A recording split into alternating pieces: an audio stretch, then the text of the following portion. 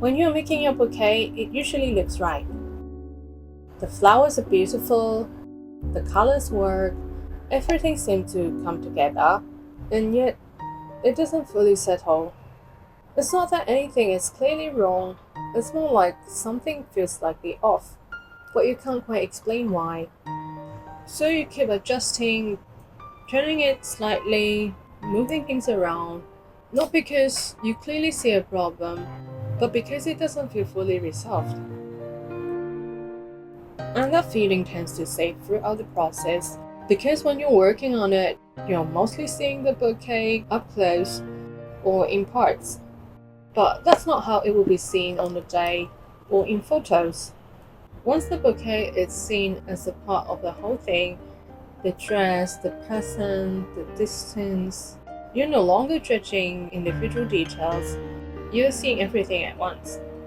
And that's where the difference is. Something that feels right up close doesn't always feel the same when it's seen as a whole. So the question is not just, does it look right? It's more like, does it still feel right when everything is seen together? And the difficult part is you usually only get to see that clearly at the very end when everything has already come together. It's not that the bouquet is wrong, it's that you will never see it in its final context. If you've ever had that feeling where everything looks right but something just doesn't quite settle, you're not imagining it.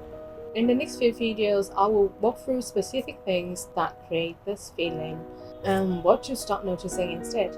And if you want a second set of eyes before everything is final, I do offer bouquet reviews. Or if you prefer to work through things on your own, there's a workbook that will guide you through step by step. I will leave all the details down below if you would like to have a look. And I'll expand on this in the next video. Sometimes it's not the bouquet, it's how it comes across.